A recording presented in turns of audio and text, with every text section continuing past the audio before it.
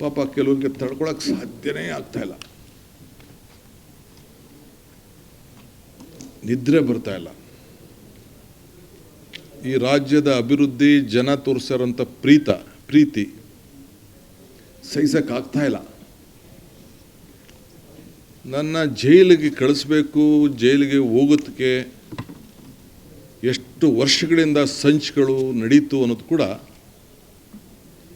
ನಾನು ಇನ್ನೊಂದು ದಿನ ನಿಮಗೆ ವಿವರಿಸಿ ನಾನು ತಿಳಿಸ್ತಾ ಇದ್ದೇನೆ. ಈಗೂ ಕೂಡ ಮಾಧ್ಯಮದಲ್ಲಿ ನಾನು ನೋಡ್ತಾ ಇದ್ದೆ, ಇವತ್ತು DKC ಜೈಲಿಗೆ ಹೋಗುವ ದಿನ ಬಂದೇ ಬರ್ತದೆ ಅಂಥೇಳಿ ನಮ್ಮ ಕುಮಾರಣ್ಣವರು, HDK ಅಂದರೆ ಕುಮಾರಣ್ಣವರು ಅವರು ಹೇಳಿದ್ದಾರೆ. ನಾನು ಸ್ವಾಗತ ಮಾಡ್ತೇನೆ. ನಿಮ್ಮ ಆಸೆಗೆ ಒಳ್ಳೆಯದಾಗಲಿ, ನಿಮ್ಮ ಹೋರಾಟ ಮುಂದುವರಿಲಿ. ಜೈಲೇನು ನನಗೇನು ವಸ್ತೇನಲ್ಲ. ತಾವು ಕೂಡ ಬಂದು ನನ್ನ ಜೈಲಲ್ಲಿ ಭಾಳ ಗೌರವದಿಂದ ನೋಡಿದ್ದೀರಿ. ತಾವೇನೇನು ಪ್ರಯತ್ನ ಮಾಡಿದ್ರಿ ಅನ್ನೋದು ಕೂಡ ನನಗೆ ಅರಿವಿದೆ. ಚನ್ನಪಟ್ಟಣದಲ್ಲಿ ಏನು ಮಾತಾಡಿದ್ರಿ ಅನ್ನೋದು ಕೂಡ ನನಗೆ ಅರಿವಿದೆ.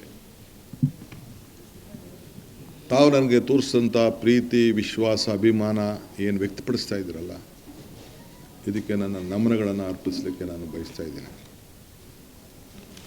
ನನ್ನ ಅಜ್ಜನೂ ಕರೆದಿರಿ ನೀವು, ಪಾಪ ಆಶೀರ್ವಾದ ಮಾಡೋಂಥ ಒಬ್ಬ ದೈವ ಸ್ವರೂಪಿ ಕೂಡ, ಅವನು ಕೂಡ ಮಧ್ಯದಾರಿಯಲ್ಲಿ ತಾವು ಹೇಳಿದ್ರಿ. ನಾನು ಅದನ್ನು ಚರ್ಚೆ ಮಾಡೋಕ್ಕೆ ಹೋಗೋದಿಲ್ಲ. ಅನೇಕ ವಿಟ್ನೆನಲ್ಲಿ ಗಲಾಟೆ ಸಂದರ್ಭದಲ್ಲಿ ಏನಾಯಿತು ಅನ್ನೋದು ಕೂಡ ನನಗೆ ಅರಿವಿದೆ. ರೈತರ ಮುಂದೆ ನಾನು ಏನೇನು ಮಾತಾಡಿದ್ದೀನಿ, ರೈತರ ಹತ್ರ ಏನೇನು ಮಾತಾಡಿದ್ದೀನಿ ಅಂತ ನಾನು ಅದನ್ನೆಲ್ಲ ವಿವರಣೆ ನಾನು ಹೇಳೋಕ್ಕೆ ಹೋಗೋದಿಲ್ಲ. ಈಗ ತಮಗೆ ನಾನು ಹೇಳೋದಿಷ್ಟೇ. ನಾನೀಗಾಗಲೇ ಹೇಳಿದ್ದೇನೆ, ಇದು ನನ್ನ ಕನಸಿನ ಯೋಜನೆ ಅಲ್ಲ, ನನ್ನ ಯೋಜನೆ ಅಲ್ಲ. ಇದು ನನ್ನ ಯೋಜನೆ ಅವಶ್ಯಕತೆಯೂ ಇಲ್ಲ, ನಂದು ಅನಿಸ್ಕೊಳ್ಳೋಕ್ಕೆ ಅವಶ್ಯಕತೆಯೂ ಇಲ್ಲ. ನಾನಿದಕ್ಕೆ ಪಿತಾಮಹ ಆಗಲಿಕ್ಕೂ ಇಷ್ಟ ಇಲ್ಲ. ಬೆಂಗಳೂರು ಸುತ್ತಮುತ್ತಲು ಸಾವಿರಾರು ಎಕರೆ ಇವತ್ತು ಅಕ್ವಿಷನ್ ಆಗಿದೆ, ಹಾಸನದಲ್ಲಾಗಿದೆ, ಇವತ್ತು ಕೃಷ್ಣಾ ಯೋಜನೆ ಆಲ್ಮಟ್ಟಿಲಾಗಿದೆ, ನಮ್ಮ ಆರುಬಲೆಲಾಗಿದೆ. ಆ ಎಲ್ಲ ಕಡೆ ಯೋಜನೆಗಳನ್ನು ಅಕ್ವಿಷನ್ನು, ಲ್ಯಾಂಡ್ ಅಕ್ವಿಷನ್ನು ಎಲ್ಲ ಕೂಡ ಆಗಿದೆ. ಏರ್ಪೋರ್ಟ್ ನಾನೇ ಮಂತ್ರಿ ಆಗಿದ್ದಾಗ ಏರ್ಪೋರ್ಟ್ಗೆ ಲ್ಯಾಂಡ್ ಅಕ್ವಿಷನ್ನು ನಾನೇ ಡಿಸ್ಟ್ರಿಕ್ಟ್ ಮಿನಿಸ್ಟ್ರು. ಬರೀ 6 ಲಕ್ಷ ರೂಪಾಯಿಗೆ ಅವತ್ತು ರೈತರನ್ನ ಕರೆಸಿ ಮಾತಾಡಿ ತೀರ್ಮಾನ ಮಾಡಿದೆ. ಮುನ್ನರಸಿಂಹ MLA ಅವರು, ಬಚ್ಚೇಗೌಡರು, ನಮ್ಮ ಮಿಲ್ಕ್ ಅಧ್ಯಕ್ಷರಿದ್ದರು, ರಾಮಯ್ಯ ಅಂತ ಇದ್ದರು, ಎಲ್ಲ ಕೂತ್ಕೊಂಡು ನಾವು ಮಾತಾಡಿ ಒಂದು ತೀರ್ಮಾನ ಮಾಡ್ದು. 4,000 ಎಕರೆಯಲ್ಲಿ 2,000 ಎಕರೆ ಸರ್ಕಾರದ್ದು, 2,500 ಎಕರೆ ರೈತರದ್ದು. ಇವತ್ತು ಏನಾಗಿದೆ, ಸುತ್ತಮುತ್ತಲು ಏನಾಗಿದೆ ಅಂತ ನಾನೀಗ ನಿಮಗೆ ಆಲೋಚನೆ ಮಾಡ್ತಿಲ್ಲ. ಕೃಷ್ಣ ಸಾಹೇಬ್ರ ಕಾಲದಲ್ಲಿ ITBT ಯೋಜನೆ, ವೀರಪ್ಪ ಮೊಯ್ಲಿಯವ್ರ ಕಾಲದಲ್ಲಿ ಕೆಲವು ಯೋಜನೆಗಳು, ಎಲೆಕ್ಟ್ರಾನಿಕ್ ಸಿಟಿ, 2 ಲಕ್ಷ, 1.5 ಲಕ್ಷ, 1 ಲಕ್ಷಕ್ಕೆಲ್ಲ ರೈತರು ಜಮೀನನ್ನು ಕಳ್ಕೊಂಡ್ರು. ಇವತ್ತು ಆ ಜಮೀನುಗಳೆಲ್ಲ ಒಂದು 50 ಕೋಟಿ, 60 ಕೋಟಿ, 70 ಕೋಟಿ ರೂಪಾಯಿ ಬೆಲೆ ಬಾಳಂಥದ್ದು ನಾನು ಕಿವಿಲಿ ಕೇಳ್ತಾ ಇದ್ದೀನಿ. ಅವರು ಯಾರವರು? ರಿಯಲ್ ಎಸ್ಟೇಟ್ ಏಜೆಂಟ್ಗಳು. ಅವರು ಜಮೀನು ಕಳ್ಕೊಂಡವರು, ರೈತರ ಕಳ್ಕೊಂಡವರು. ಯಾರು ಮಾಡಿದ್ರು, ಯಾವ ಕಾಲದಲ್ಲಾಯಿತು, ಅದು ನಾನೇನು ವಿವರಣೆ ಮಾಡಬೇಕಾದಿಲ್ಲ. ಆದರೆ ಇವತ್ತು 23/9/2006 ಮಾನ್ಯ ಗೌರವಾನ್ವಿತ ಮುಖ್ಯಮಂತ್ರಿಗಳ ಅಧ್ಯಕ್ಷತೆಯಲ್ಲಿ, ಆಗ ಯಾರಾಗಿದ್ದರು? ಕುಮಾರಸ್ವಾಮಿರ, ನೀವು ಜೊತೆಲಿದ್ರ? ಸಮ್ಮಿಶ್ರ ಸರ್ಕಾರ ನೀವು ಇದ್ರಿ. ಸಮ್ಮಿಶ್ರ ಸರ್ಕಾರ, ಶ್ರೀ ಗೌರವಾನ್ವಿತ ಕುಮಾರಸ್ವಾಮಿಯವರಿದ್ದು, ಯಡಿಯೂರಪ್ಪನವರಿದ್ದು, ಅವರ ಜೊತೆಯಲ್ಲಿ ಸರ್ಕಾರ ನಡೀತು. ಅವರ ಅಧ್ಯಕ್ಷತೆಯಲ್ಲಿ ನಡೆದಾಗ 5 ಸಮಗ್ರ ಉಪನಗರಗಳನ್ನು ಅಭಿವೃದ್ಧಿ ಆಗಬೇಕು ಅಂತೇಳಿ, ಅದೇ ಡೇಟ್ ಹೇಳ್ತಾ ಇದ್ದೀನಿ, 23 ಸೇಮ್ ಡೇಟ್ ನಂದಗುಡಿ, ರಾಮನಗರ ತಾಲೂಕು, ಬಿಡದಿ, ಸೋಲೂರು, ಸಾತೂರು ಈ ಎಲ್ಲ ಕಡೆ ಒಂದು ಯೋಜನೆ ಆಗಬೇಕು ಅಂತೇಳಿ ಅವರು ತೀರ್ಮಾನವನ್ನು ಮಾಡಿದ್ರು. ಟೌನ್ಶಿಪ್ ಮಾಡಲಿಕ್ಕೆ ಅಲ್ಲಿಂದ ಸ್ಟಾರ್ಟ್ ಆಯಿತು. ಅದಾದ ಮೇಲೆ 28/6/6 ಇದನ್ನು BMRDಯಿಂದ ಪಬ್ಲಿಕ್ ಪ್ರೈವೇಟ್ ಪಾರ್ಟ್ನರ್ಶಿಪ್ PPP, ಸರ್ಕಾರ ಅಲ್ಲ, PPP ಯಾರು ಮಾಡೋದು? ಬಿಸ್ನೆಸ್ ಮೆನ್ ಮಾಡೋದು, ರಿಯಲ್ ಎಸ್ಟೇಟ್ ಡೆವಲಪರ್ಸ್ ಮಾಡೋದು. ಯಾರು ಮುಖ್ಯಮಂತ್ರಿ ಆಗಿದ್ದರು? ನನ್ನ ಗೌರವಾನ್ವಿತ ನಮ್ಮ ಅಣ್ಣವರ ಅಂತ HD ಕುಮಾರಸ್ವಾಮಿ ಅವರು ಮುಖ್ಯಮಂತ್ರಿಯಾಗಿ ಅವರು ಈ BMRDಯಿಂದ PPP ಮಾದರಿಯಲ್ಲಿ ಸಮಗ್ರ ಉಪನಗರವನ್ನು ಅಭಿವೃದ್ಧಿಪಡಿಸಲು ಅಧಿಕೃತ ಪಾಲುದಾರರನ್ನು ಗುರುತುಪಡಿಸುವ ಜಾಗತಿಕ ಗ್ಲೋಬಲ್ ಟೆಂಡರನ್ನು ಕರೆಯಬೇಕು ಅಂಥೇಳಿ ಅವರು ತೀರ್ಮಾನ ಮಾಡಿದ್ರು. ಶ್ರಮಿಸಿದ ಸರ್ಕಾರ, ಜನತಾದಳ ಮತ್ತು BJP ಅವರು. ಅದೇ ನನಗೆ ಗೊತ್ತಿಲ್ಲ, ಅದು ಈಗ ಬಾಲಣ್ಣ ಹೇಳೋದು 2020 ಅಂತ. ಅದಾದಮೇಲೆ 11/6/2007 ಅಡಿಷನಲ್ ಗ್ರಾಮಗಳು ಹೊಸಗೆ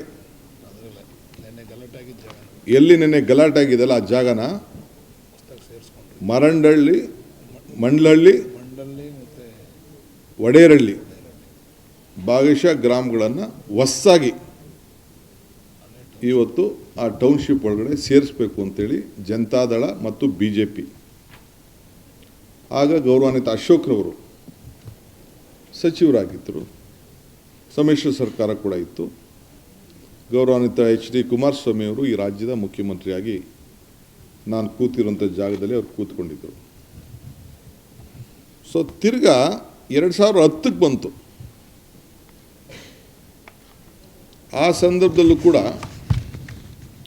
ಯಡಿಯೂರಪ್ಪನವರು ತಿರ್ಗಾ ಒಂದು ಸಮಗ್ರವಾದ ಉಪನಗರ ಯೋಜನೆಯನ್ನು ಮುಂದುವರಿಸಬೇಕು ಅಂಥೇಳಿ 2ನೇ ಬಾರಿಗೆ ಗ್ಲೋಬಲ್ ಟೆಂಡರ್ನ ಕರೆದು PPP ಮಾಡಲಲ್ಲಿ ಅವರು ಕೂಡ ಆಹ್ವಾನವನ್ನು ಕೊಟ್ಟರು. ಆಗ ಕೂಡ ಅಶೋಕ್ರವರು ಸಚಿವರಾಗಿದ್ದರು, ಅವರು ಕೂಡ ಅದಕ್ಕೆ ಸಚಿವರಾಗಿದ್ದರು. ಅದಾದ ಮೇಲೆ ನಾನು ಹೇಳೋದು,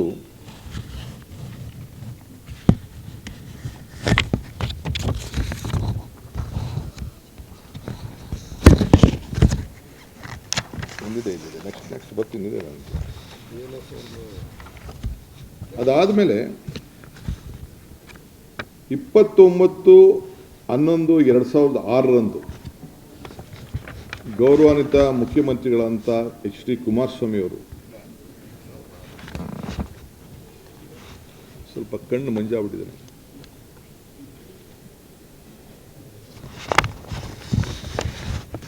ಈ ಭೂಮಿಯನ್ನು ಇದು ಗಮನದಲ್ಲಿಟ್ಕೊಳ್ಬೇಕು.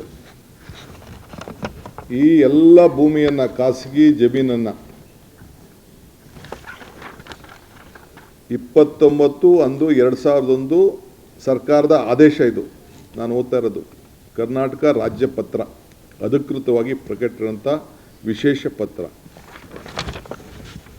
ಈ ಯೋಜನೆಯಲ್ಲಿ ಘೋಷಿಸಲ್ಪಟ್ಟ ಮೇಲ್ಕಂಡ ಗ್ರಾಮದಲ್ಲಿ ಯಾವುದೇ ಪ್ರಾಧಿಕಾರವಾಗಲಿ ಅಥವಾ ಯಾವುದೇ ವ್ಯಕ್ತಿಯಾಗಲಿ ಬೆಂಗಳೂರು ಮಹಾನಗರ ಪ್ರದೇಶ ಅಭಿವೃದ್ಧಿ ಪ್ರಾಧಿಕಾರ ವತಿಯಿಂದ ಪುನರ್ವಸತಿ ಪೂರ್ವಾನುಮತಿ ಪಡೆಯದೆ ಯಾವುದೇ ರೀತಿಯಲ್ಲಿ ಅಭಿವೃದ್ಧಿಗೆ ಅನುಮತಿ ಕೊಡತಕ್ಕದ್ದಲ್ಲ ಅಂಥೇಳಿ ಇದನ್ನು ರೆಡ್ ಝೋನ್ ಆಗಿ ಇದನ್ನು ಇಟ್ಟರು ಅವತ್ತು ಮಾನ್ಯ ಶ್ರೀ ಕುಮಾರಸ್ವಾಮಿ ಅವರು.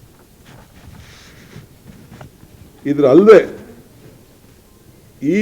ಈ ಭೂಮಿಗಳಲ್ಲಿ ಗ್ರಾಮ ಠಾಣಾ ಪ್ರದೇಶದಲ್ಲಿ ಕೂಡ ಹಳ್ಳಿಗಳನ್ನು ಕೂಡ ವಸತಿ ವಾಣಿಜ್ಯ ಆಸ್ತಿಗಳನ್ನು ಕೂಡ ನಗದು ನೀಡುವ ಪರಿಹಾರ ಕೂಡ ಘೋಷಣೆ ಮಾಡಿ ಆ ಹಳ್ಳಿಗಳ ಮನೆಗಳನ್ನು ಕೂಡ ಯಾರು ಬದುಕನ್ನು ಕಟ್ಟಿಕೊಂಡಿದ್ದಾರೆ ಯಾರು ತಲೆತಾಲೆಯಿಂದ ಅಲ್ಲಿದ್ದಾರೆ ಆ ಮನೆಗಳನ್ನು ಸೇರಿ ಅವ್ರನ್ನ ಒಕ್ಕಲೆಬ್ಬಿಸಲಿಕ್ಕೆ ಆದೇಶವನ್ನು ಹೊರಡಿಸಿದ್ರು. ಅವ್ರಿಗೇನೇನು ದುಡ್ಡು ಕೊಡಬೇಕು ಅಂತ ತೀರ್ಮಾನ ಕೂಡ ಮಾಡಿದ್ರು. 600 ಅಡಿ ಮನೆ ಇದ್ದರೆ 9,000 ಅಡಿ ಕೊಡ್ಬೋದು, 600 ಚದರ ಇಂದ 9,000 ಇದ್ದರೆ 1,200 ಅಡಿ ಕೊಡಬೇಕು. ಸೊ ಹಂಗಂತೇಳಿ ಅವ್ರದ್ದೇ ಆದಂಥ ವಿವರಗಳನ್ನು ಕೊಟ್ಟು 2,400 ಅಡಿ ಮೇಲಿರುವಂಥ ನಿವೇಶನ ಮನೆ ಇದ್ದರೆ ಅವ್ರಿಗೆ 3,000 ಕೊಡ್ಬೋದು ಅಂತೇಳಿ ಅವರೇ ತೀರ್ಮಾನ ಕೂಡ ಮಾಡಿದ್ರು.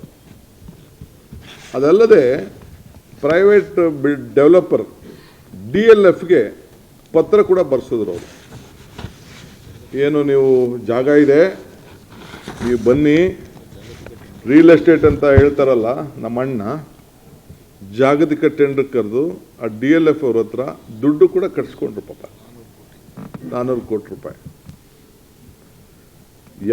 ಹೆಚ್ಚಿನ ವಿಡಿಯೋಗಳಿಗೆ ಪ್ರತಿಧ್ವನಿ ಯೂಟ್ಯೂಬ್ ಚಾನೆಲ್ ಸಬ್ಸ್ಕ್ರೈಬ್ ಮಾಡಿ, ಬೆಲ್ ಐಕಾನ್ ಕ್ಲಿಕ್ ಮಾಡಿ.